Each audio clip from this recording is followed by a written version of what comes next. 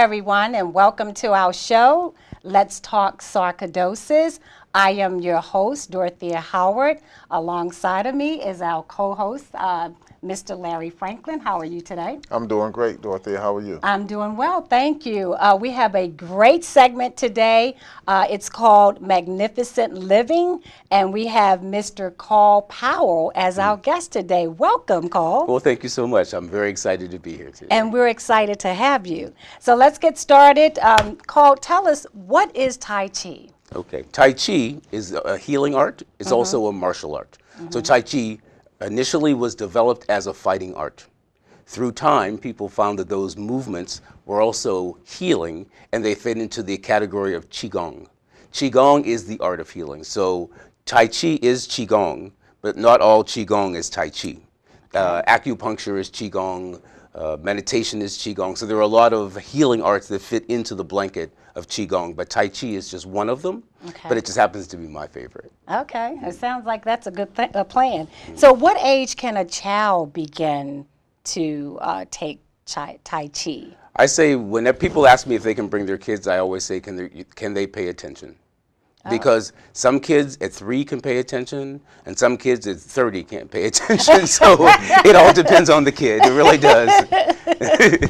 Okay, Larry, do you have any questions for Carl? Well, since we were talking about age, what about people over 50? Okay. And this is one of my very favorite stories. 2 years ago, I decided that I wanted to really delve in and really learn Tai Chi. And so I contacted a master, and I had him come, and he flew from California, and he came in for the weekend, and I paid him to come in for the weekend, and I'm studying intensely, and I'm outside, and I'm doing the Tai Chi with him, and my mother is peeking out of the window, and she's 77. Wow. She's peeking out the window. So I'm like, what are you doing? And she's like, I like what this looks like. And so he, being a generous soul, says, oh, come on out and do it with us. Well, my mother is discombobulated, let's just say that. Okay. So it takes her a little longer to learn. I'm not going to laugh because that can happen to me. It took her a little longer to learn things. I always think when she learned Pilates, it took her longer. When she learned yoga, it took her longer. She went out and she did the Tai Chi, and she killed it. She loved it so much, and it felt so right to her. And I think because the movements are very deliberate and they're very slow, that it made her feel very, very comfortable. So I think just as it made me feel comfortable when I very first started doing it, that I could learn something slowly, that I wasn't in a hurry. Like it's not like a Zumba class where you think, what just happened, what just happened? Okay. You actually get to relax and breathe and learn at the same time. So it's a beautiful art form for all people to learn. So I think it's for all ages, as long as you're willing to give attention. Okay. That sounds great. What about the benefits? Now, we both have sarcoidosis, and the show is about sarcoidosis. What about the benefits of the exercise as far as stress? Well, let me start off with saying, when I got the email and you asked me to do this show, and you said, oh, it's about sarcoidosis, I thought, okay, what's that? Most people, that's why we do this show. I thought I'd heard of everything. You know what I mean? Like, people have come to me with all kinds of different things, and then I always go back and I do research. But no one had ever come to me with that. Wow. And so when you sent me the email, I went back and I researched, and I thought, well, I learned that it mostly affects people in their lungs. So most people who have it, most people are affected in their lungs.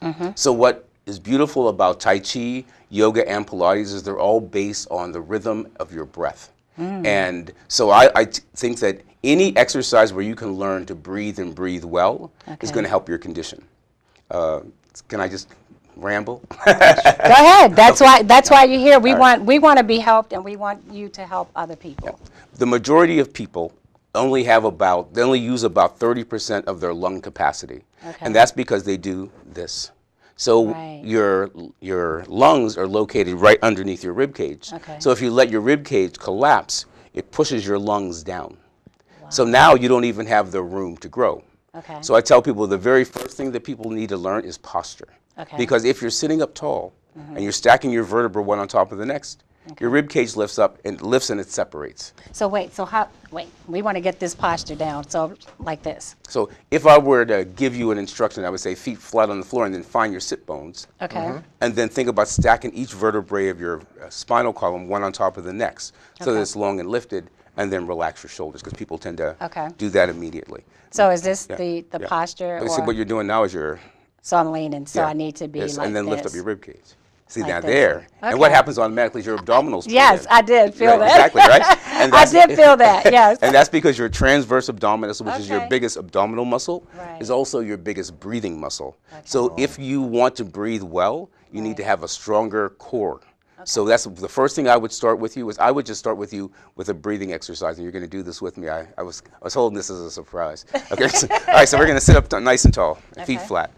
Okay, so while you're going to focus on your breath moving from below your belly button into your belly and expanding at your rib cage. Okay. And then when you exhale, you're going to feel the rib cage decrease in size, and you want Okay. your breath to move downward. All right. You should just place your hands on your knees or your thighs, wherever you're comfortable. Okay, I'll just put that here. Wherever All you're right, comfortable. like this. And then you want to sit up nice and tall, and then close your eyes. Now you're just going to take a nice big inhale in.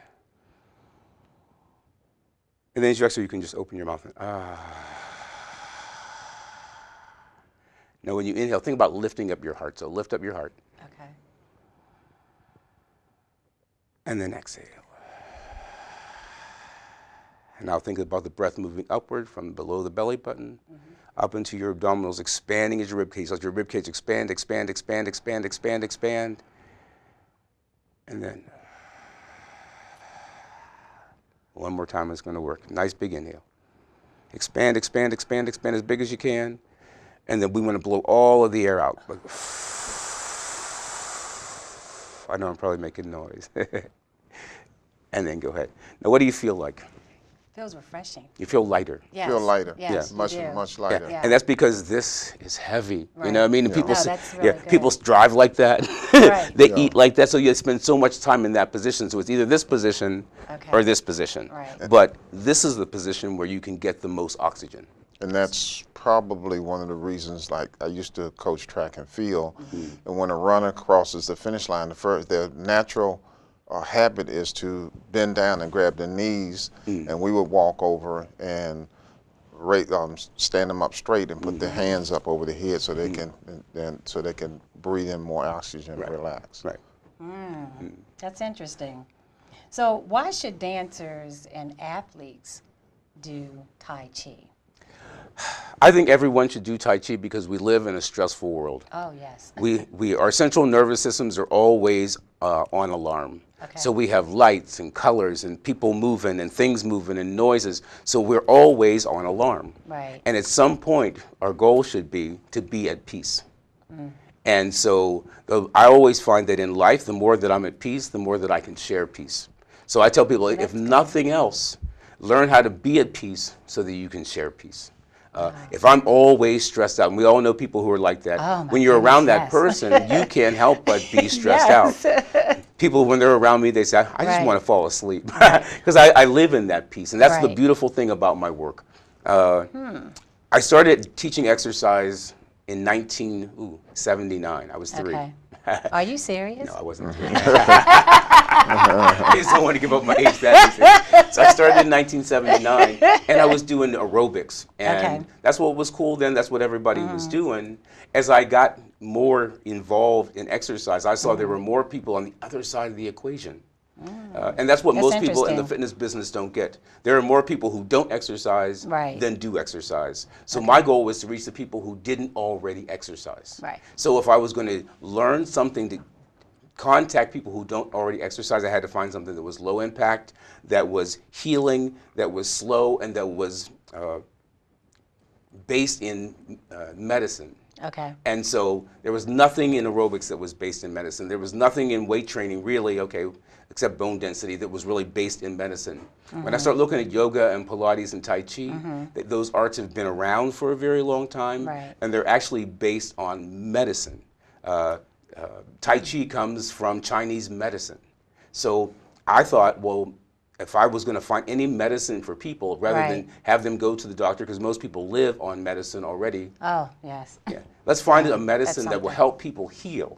Reach those people who weren't already in the gym. And then I figured my bank would be a little bit fuller also. Because why do something with people Right. who already are doing that? Right. But I find that with the healing arts, I can teach that to anyone. I can teach it, just like I said, to kids. I go into a daycare center where the kids, we do this whole thing where we have a clear head. And I put it down on the table, and I say, okay, the first thing we're going to do is, I know you had a lot of stress with your parents getting you here. You know, get dressed, take a shower, whatever you need to do. So we put the clear head on the table, and we close our eyes, and we just say, we're going to clear our head. Oh, that's a good concept. And while they're clearing their head, I have them breathe. And the teacher always says the days when you come in are always so much better days for her, because the kids just are so much less stressful for her to manage. So they're more relaxed, more relaxed, and more at peace. And so I say that I wanted to teach that because I think if we all were teaching things to help the whole world be more relaxed, we'd all be more relaxed people. So I think that that's part of my gift, is being able to help people by sharing the gift of, this I know works. This I know will help you feel better. This I know won't break your body down, but it'll help build your body up. And so, different than some forms of exercises that can be a little hard on your knees or your hips or whatever, because I've had a hip replacement myself from 30 years of dancing. But who thought, 30 years of teaching, 30 dance classes a week would knock my right hip off? But it did. And it was just repetitive motion. We're doing the same thing over and over and over again. And I tell people, that's what we do in life. We just bang our head against the wall in the same place over and over and over again. And I think that is true. Yeah, right. We do. We all do. I said, true. when we learn to stop doing that, then we can start being healthier. So when we can stop saying, "Well, I'm sick, so there's nothing I can do about it." That's just the same bang your head against the wall, because you're not helping yourself. You have to help yourself. Period. We were given two hands to do something. And there are simple things that you can do. Just those simple breathing techniques. And there are a lot of breathing techniques. I can't teach them all at one time, but they're on my website. And they'll see that at the end. And you'll see that. But and I do them for free, because I just want to share that. That's something that's like a ooh for me. And when I find something that's ooh, I want to share that. And I think that if I can just share that one thing, that it will entice people to learn more about how can they make themselves well. Because we're either working towards illness or wellness. Which one do you choose?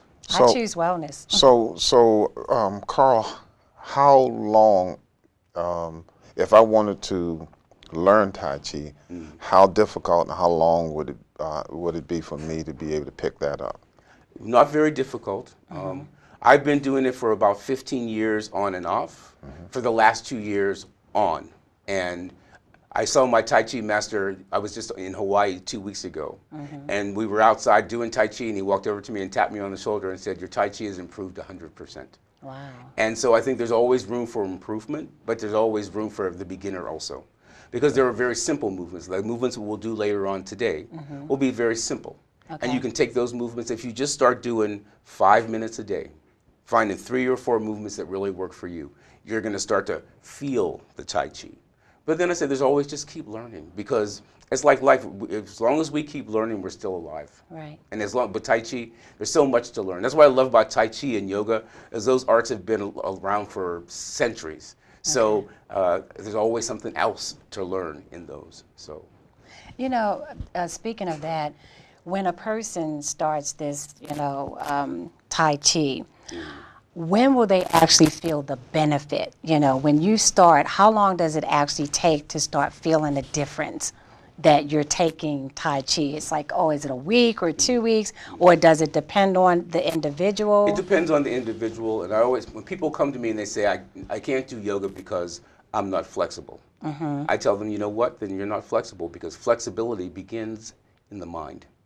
So the second you say out of your mouth, I can't, I won't, this doesn't work, then it doesn't, because you've already said it, you've already made that declaration. You will feel better according to the amount of surrender that you allow.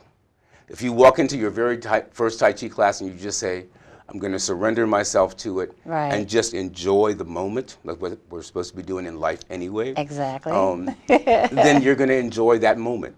If you go in with a lot of reservation, then all those reservations are going to stop you from enjoying. And I tell people that's the same formula for life. My book, 21 Steps to Magnificent Living, is really just about letting up on things in your life. Learning how to be loving, learning how to be forgiving, learning how to trust the process. Because so many people don't trust the process. And when you don't trust the process, you hold on. So I noticed, just like in life, if people walk into the Tai Chi class and they're not ready to trust the process, they're a whole lot harder to teach. Wow. When somebody walks in the room and they say, I'm already here, I'm willing to open up and accept and learn this, then it's a breeze. So I always say, before you do any of the healing arts, change your mind. Just go in with the attitude. Go in with the attitude that maybe I don't know how to do this at this moment, but the only thing that I can do is get better. So what is the comparison between yoga, since you mentioned that, yoga and Tai Chi? I mean, what are the comparisons? Are they pretty much the same, or is one a little more, extensive than the other? I think with Tai Chi, with yoga, and with Pilates, the focus is different. Okay. If I went into a Pilates class, my focus would be core strengthening. So it's more of a strengthening exercise. And that's Pilates? That's Pilates. But Joseph Pilates, who created Pilates, was a yogi. So he learned yoga first, then he took those yoga exercises and used them to create strength exercises. So that's the origin of Pilates. Okay. Yoga has been around for 1 million years, and yoga is for breath work, so for breath, meditation, and then flexibility. So those are the focuses of yoga. So when you go into a yoga class, those are the things that you hope to achieve. Okay. Tai Chi is a moving meditation. So the goal is just to release, allow, and to breathe. So I love it the most because I just love being in that state of moving meditation. I think if life was like that all the time, right. Like when I was driving here, I was thinking this was so relaxing. I love Laurel Bowie Road because there's no turns. There's nothing. It's just straight. It's just straight. But there are trees and there are no distractions. And I thought if life just felt like that all the time, but usually the life feels like the Beltway. You know what I mean? So there's congestion and lots of, you got to look here, too many turns.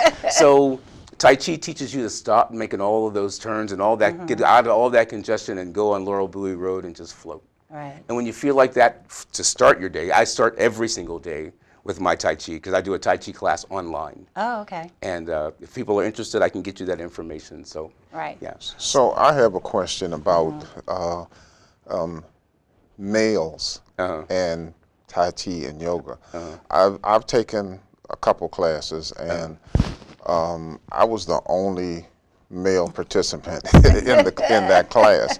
And what can you tell the audience about male participation? Because when I went into that, I went into the yoga class with my wife. She had been asking me to go for a while, and I resisted, and I finally went.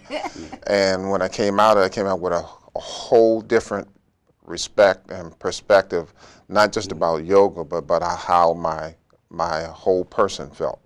So what can you tell me about that? Well, I think that flexibility generally has been a thing that has been a woman's thing, but it's not the truth, because we all need to be flexible. And we all need to breathe, and so we all do need to do yoga. When men ask me about yoga, I tell them the simplest way to get a man into a yoga class is use this explanation. Do you know what ED is? You know what it is? Oh, okay. All right. Oh. Okay. Yes. The lights came on. The light just came on. It's caused by poor circulation. Got it. So you have a choice of either taking medication or getting up and doing a yoga class and increasing your circulation so that your game is going to be tighter. Which one do you choose? Do you want to have to take a pill and wait 3 hours, or be ready at any moment? So now you're going to have a whole bunch of men viewers out there. I know they're going to be contacting you. I promise you 2 classes, you'll feel like a new person. They will start contacting you now. You hear that, fellas? But I think we just have to get away from debunk all of those myths, because those are the things that stop us from growing. If you look at any myth is designed, I say that, by a terrorist. They want to keep you in fear. And I tell people, fear is only a 4-letter word. I've lived past many 4-letter words in my life, so I can live past the fear. So get past your fear and do something for yourself, because it's not about what other people think. And when people drop, that's also in my book, when you drop what other people think, you become better, because it's about you. And when mothers tell me, "Oh, I have all these things to do and I can't make it to class," I say, "Well, then you can't help anyone." Because if you can't help yourself, you don't have hands to help anyone. And if you're not here to help people anymore, if your life ends because you're not taking care of yourself while you're taking care of everybody else, then you can't help anyone. So our goal in life should be to take care of ourselves first and stop looking at self-centered as a bad thing, because that only means you're centered on yourself. That's right. But when I center on myself, then I can take care of you, and I can take care of you, and I can spread that self-centeredness. So you can be self-centered. I am. Well, you know, and speaking of that, you're so right, because we did talk about that in our last segment. But I want you to talk about that new book, that new cookbook that you have coming out. Okay. You know, because not only the exercise, but the diet is very important for all of us. Yeah. So just tell us a little bit about that new cookbook. Yeah. And the cookbook is about, most people are in diet prison. They think the diet either has to be a prison or you just eat whatever you want to eat. Right. But life has to be a balance of things. So in the book, I said to all of my friends, tell me your favorite quote, your favorite food, and then I'm going to write my favorite story about how I know you. And so the book is about friendship first, food, and then philosophy. Great. I take that recipe. That's good. I mean, that's a good recipe. Stay tuned, everyone. We're going to come back with Tai Chi demonstrations. And now it's Tai Chi time. So Dorothea and Larry, I hope you're ready. We're ready. Just relax, enjoy it. Don't have any questions. Okay. So the first dance we're going to do is just with your feet together. And I'll keep coming around so you can see. So the first movement is called sinking the chi. So the hands float up to the sides. You hug your energy into your heart, and then you bring the energy down to earth. So what we're going to do is just the hands float up. You're going to inhale. Bring the energy into your heart, and then go ahead and just float down. Good. So it's into your heart, and then energy flows down. Let's do that one more time, sinking the chi. Inhale. Hug the energy into your heart, and then just let the energy float down. Now we're just going to take it a little step apart, so your feet are going to be a little bit wider. So whenever we open the door to our practice, the movement is called open the door. Okay. You're going to bring your hands up to your shoulders. You inhale. As you exhale, you flex your palms, and then just float down and bend your knees. As your hands float all the way down. So your hands are going to float up when you inhale, and then just flex your palms and float down. I love that one because it just feels like you're sliding down the wall. And then just feel your upper back slide down the wall. Let's do that 2 more times. Inhale. Exhale down. 1 more time. Inhale up. Exhale, your hands are just going to float down. We're going to float up, and the hands are going to come to heart center. We're going to inhale and just hug a tree. And then you're going to bring your right hand on top, and we call this embrace the moon. I'm going to turn around so that we do it. So we do it at the same time. Okay. So right hand on top of the moon. You're going to inhale, come back to hug, and then embrace the moon. So we're just spinning the moon around. So inhale and exhale. Breathe. Inhale, exhale, and then you inhale. And because the moon's heavy, as you exhale, you're just going to sink down a little bit. Inhale as you come up. Exhale as you come down. Let's do 1 more. Inhale. Exhale. And then just 1 more. So now we're going to take our left hand first. And we're going to imagine that there's something written on your hand. Okay. And you're just going to take your hand and you're going to take it across. And then let the hand come down and loop. And then do that again. This is one of my favorite ones. It's called wave hands like clouds.